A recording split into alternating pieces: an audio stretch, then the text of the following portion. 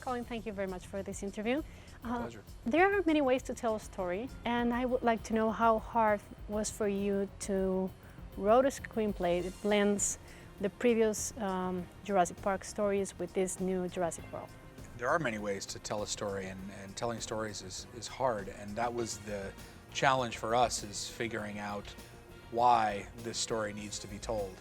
And what we ultimately figured out was that there is room in mythology for us to explore our relationship with animals. If there's a statement in the movie, it's really more about how we will repeat our mistakes if there's money to be made.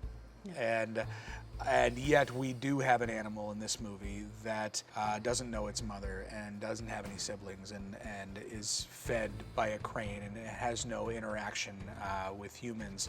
And when you have an animal like that, you'll find that sometimes they can be erratic. And we thought it was interesting to just apply things we know about animals on our planet now to this new creature. And it was a little bit more about looking at cows and farmers who will tell you that if you have a hybrid cow that they're nuts. And we figured, okay, well that might be a way to create something that when it's loose is vicious and intelligent and is not necessarily hunting for food, it's hunting for sport.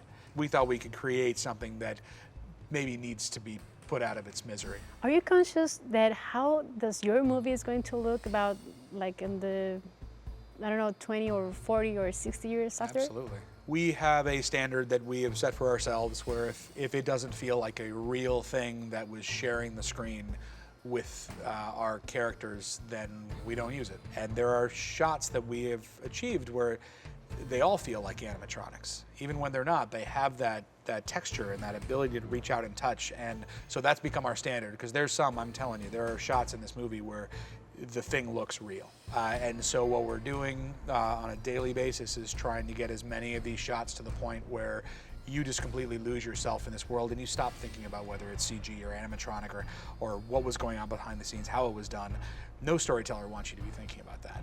And hopefully we've created a narrative that draws you in enough that you'll just go on the ride and become part of this story and stop thinking.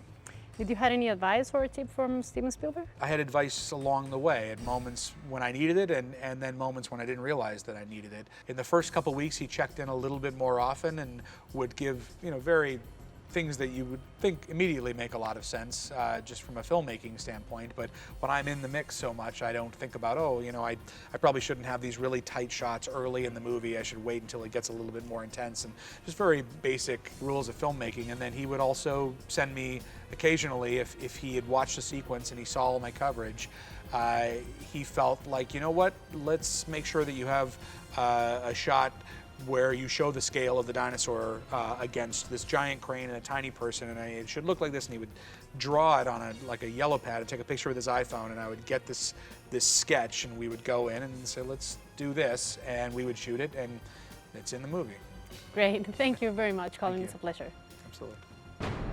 We have a new attraction. Think it'll scare the kids? This will give the parents nightmares. You just went and made a new dinosaur? Probably not a good idea.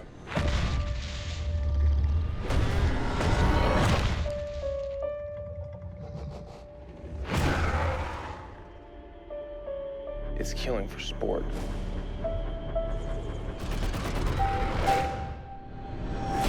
You got 20,000 people with nowhere to go.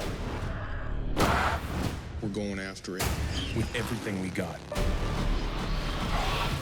We're safe in here, right?